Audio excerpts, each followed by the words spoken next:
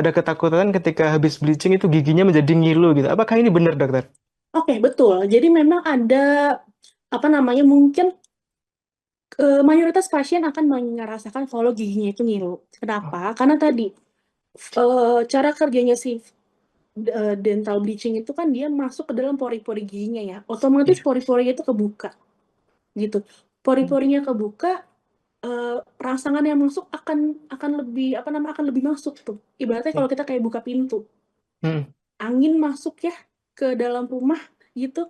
Nah, itu sama aja kayak gigi. Dia akan terasa lebih ngilu. Dan biasanya untuk proses ngilunya itu nggak bertahan lama kok. Biasa 1 sampai 2 hari tuh biasa udah hilang ngilunya. Jadi nggak yang terus-terusan ngilu. Dan kalau misalnya pasiennya itu memang apalagi punya riwayat dia tuh giginya tuh sensitif banget. Pada saat dilakukan bleaching, afternya itu akan ngilu banget tuh. Lebih ngilu dibandingkan orang-orang yang nggak punya gigi sensitif ya. Nah, Hmm. nantinya juga bisa dibantu dengan mungkin pengolesan apa namanya suatu bahan untuk giginya biar nggak terlalu ngilu ataupun di rumah nih dibantu dengan menggunakan pasta gigi khusus gigi sensitif gitu. Jadi nggak usah khawatir. Itu sementara ya, dokter, berarti ngilunya ya. Dan treatmentnya pun ternyata sangat customized untuk kondisi per pasien ya, dokter ya. Kalau misalnya dental bleaching ya dia customize. Oke. Baik, dokter, kalau kita balik lagi soal veneer nih, sebenarnya saya tuh kepikiran, kenapa veneer itu hasilnya rapi banget gitu. Nah, tadi udah Oh. disinggung sama dokter, ternyata memang itu benar-benar diukur sesuai gigi kita sendiri ya, dokter ya. Betul, betul. Jadi mungkin pertama kan pasti dokter itu akan memfoto kondisi giginya ya. Kondisi gigi awal Hmm. itu seperti apa. Mungkin ada yang kecil apa giginya atau dia ada yang bentuknya besar, terlalu besar gitu sehingga mungkin kurang proporsional dengan susunan gigi yang lain. Makanya mungkin kalau yang giginya cukup besar, dia akan dikurangin tuh biar nanti bentuk senyumnya tuh lebih proporsional, lebih apa namanya, lebih alami gitu. Baik, dokter, kalau veneer ini ada tipe-tipenya enggak sih, dokter, atau mungkin bahannya gitu? Oke, kalau bahannya sendiri itu dia ada dua ya Mas biasanya. Ada yang namanya porselen sama ada komposit. Dan Hmm. itu buat buat tahu kira-kira mau pakai bahan yang mana, balik lagi sesuai dengan pada saat nanti gigi pasien itu dianalisis sama si dokternya. Oke. Berarti balik lagi Hmm, kondisi pasien ya, dok ya, balik lagi hmm, lagi. betul. Oke, dokter. Ada nggak sih, kalau tadi kan Hmm, bleaching kan tidak cocok ketika sudah punya tambalan gitu. Kalau veneer hmm. sendiri bagaimana, dokter? Oke, sebenarnya kalau veneer sendiri itu apa namanya nggak yang apa namanya kayak si bleaching ya. Misalnya Iya. dia kalau sudah punya tambalan berarti nggak boleh veneer gitu. Secara garis besar sebenarnya kalau veneer itu kalau memang sebelumnya sudah punya tambalan mungkin ada kemungkinan dia bisa kita tetap lakukan veneer dengan catatan nanti bagian-bagian yang terinfeksi atau bagian-bagian yang memang apa namanya tambalan yang lama kita akan benerin dulu lah istilahnya Mm-mm. gitu. Nanti Mm. kalau udah baru nanti kita sesuaikan lagi nih sama bentuk yang awalnya nih pasien itu cocoknya seperti apa. Karena kan bentuk gigi setiap orang tuh beda-beda ya Mas. Kadang-kadang Iya. tuh ada yang bentuknya mungkin lebih lebih oval, ada yang bentuknya tegas nih kayak kotak banget. Nah, itu tuh akan disesuaikan dengan kondisi pasien misalnya dia perempuan atau laki-laki ataupun bisa juga dilihat dari bentuk wajahnya itu nanti akan disesuaikan gitu. Oke. Makanya kalau dental veneer itu memang customized banget. Mm-mm. Kalau dari Mm-mm. daya tahannya bagaimana, Kak? Bagaimana, dokter? Baik itu bleaching maupun veneer ini.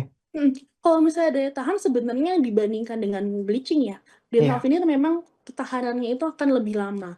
Kenapa? Karena tadi dia itu adalah sebuah bahan yang ditempel di giginya. Beda sama dental bleaching. Kalau misalnya bleaching gigi ini kan dia tadi apa namanya gigi itu mengkuning karena si warna-warna makanan nih atau warna-warna minuman itu masuk ke dalam pori-pori gigi. Kalau Iya. misalnya kita sudah dilakukan bleaching gigi, terus kita suka hobi kopinya tuh masih terus jalan, macanya jalan, tehnya jalan, ngerokoknya tetap jalan, alhasil warna atau noda-noda yang dihasilkan sama minuman-minuman ataupun makanan-makanan tersebut, dia akan masuk lagi tuh ke pori-pori giginya dan menyebabkan warnanya akan lebih menguning lagi. Jadi untuk ketahanan warna bleaching ini memang semuanya itu tergantung sama nanti pola apa namanya kebiasaannya si pasiennya. Semakin sering dia minum kopi, teh ataupun kebiasaan merokoknya itu lebih sering lagi, warna kuningnya akan lebih cepat kembali lagi. Tapi biasanya kalau misalnya untuk apa namanya kondisi yang standar-standar aja tuh biasanya bisa bertahan beberapa bulan sampai 1 tahun gitu. Berarti memang secara umum itu memang perlu di treatment lagi ya dokter ya? Betul, memang kalau bleaching itu kayak kita retouch gitu. Harus ada retouchnya. Tapi memang retouchnya pun nggak yang sebulan sekali gitu. Kita mungkin minimal tuh setahun sekali lah. Biar Oke, giginya juga tidak terlalu ngilu tadi. Karena kan pori-porinya dibuka. oke. Dan veneer pun pada dasarnya nih dok, itu memang perlu reapply di kemudian hari atau pada kondisi ideal bisa seumur hidup gitu? Oke, pada kondisi ideal itu bisa, tapi dengan catatan pasiennya harus rutin kontrol. Kenapa? Oke, Karena kita nggak tahu nih, Mas. Kalau misalnya kita nggak rutin kontrol, misalnya pada saat hari H pemasangan itu bagus banget. Terus iya, ternyata dia makan apa namanya eh, makannya sembarangan, terlalu keras segala macam. Alhasil mungkin ada kemungkinan si vinirnya itu gompel gitu. Itu iya. kan harus harus dilakukan retouch lagi atau dilakukan pembuatan veneer yang baru gitu. Walaupun sebenarnya untuk rata-rata untuk ketahanan si veneer itu bisa menahun Oke. gitu. Ini mungkin balik lagi ke tadi yang sempat disinggung oleh dokter Ezi nih. Mm-mm. Kan kalau pasang veneer itu kan gigi asli dikikis ya. Mungkin masih ada yang Mm-mm. khawatir nih dok. Kalau Mm-mm. dikikis, apakah artinya harus pasang seumur hidup gitu?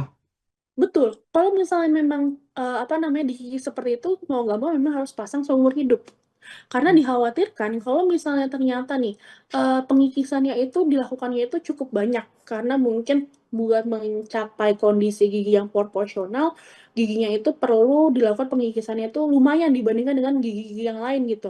Iya. Kalau misalnya dibiarkan dia terbuka, nanti hasil giginya akan semakin ngilu karena si lapisannya itu akan eh, lapisan dalam gigi itu akan terekspos gitu. Jadi akan lebih sensitif. Download Tribun X sekarang. Menghadirkan lokal menjadi Indonesia.